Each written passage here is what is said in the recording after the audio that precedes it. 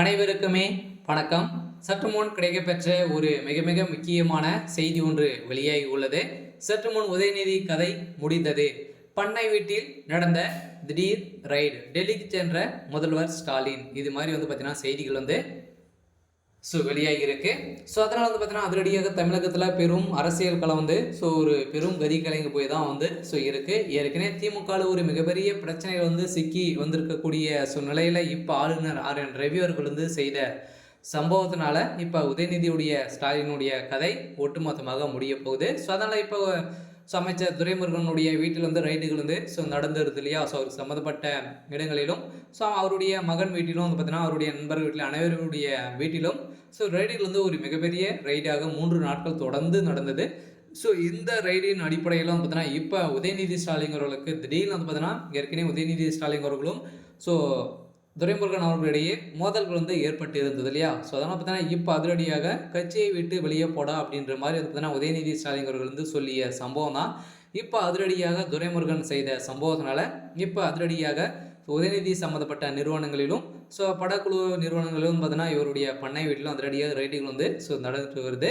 இதை பற்றி இந்த வீடியோவில் நாம் பார்க்கலாம். அதுக்கு முன்னாடி நம்ம சேனலுக்கு இப்போ தான் நீங்கள் முதல் முறையாக வந்திருக்கீங்க அப்படின்னா மறக்காமல் நம்மளுடைய சேனலை சப்ஸ்கிரைப் பண்ணி சப்போர்ட் பண்ணுங்கள். வாங்க வீடியோக்குள்ளே போகலாம். பார்த்தீங்கன்னா உதயநிதி ஸ்டாலினுடைய ஒட்டுமொத்த கதையும் முடியக்கூடிய அளவுக்கு தான் இப்போ சம்பவம் நடந்திருக்கு இல்லையா. இப்போ பார்த்தீங்கன்னா ஏற்கனவே உதயநிதி ஸ்டாலின் அவர்களுக்கும் துரைமுருகன் அவர்களுக்கும் பார்த்தீங்கன்னா நிறைய இந்த முதல்வர் பதவி துணை முதல்வராக ஆனதுலேருந்தே ஒரு மிகப்பெரிய பிரச்சனையாகவே இருக்கு இல்லையா.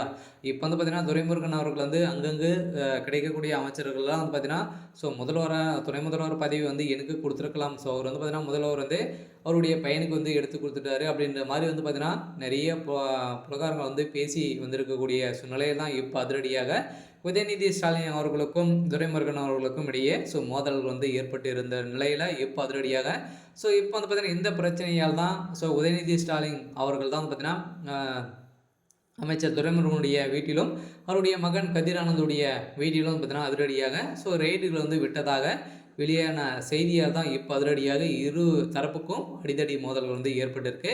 அதனால் திமுக பார்த்தீங்கன்னா இரண்டாக உடையக்கூடிய சம்பவங்களாக தான் இப்போ வந்திருக்கு. அதனால் பார்த்தீங்கன்னா வருகின்ற சட்டமன்ற தேர்தலுக்குள்ளே திமுகவுடைய கூட்டணிகள் அனைத்துமே உடைந்திருக்கு போகக்கூடிய நிலை வந்திருக்குது.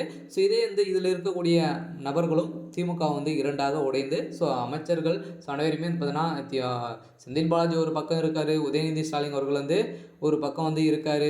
இப்போ துரைமுருகன் அவர்கள் ஒரு பக்கம் போயிருக்காரு. அதனால் பார்த்தீங்கன்னா திமுக இப்போ 3-4ஆகவே உடையக்கூடிய நிலையை தான் வருகின்ற சட்டமன்ற தேர்தலேருந்து வரப்போகுது.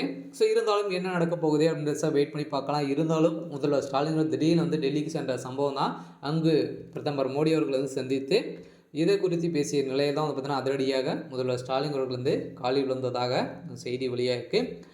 இருந்தாலும் என்ன நடக்குது அப்படின்றத வெயிட் பண்ணி பார்க்கலாம். இன்னைக்கான அப்டேட் இதுதான். மறக்காமல் நம்மளுடைய சேனலை சப்ஸ்கிரைப் பண்ணிக்கோங்க. தேங்க்யூ.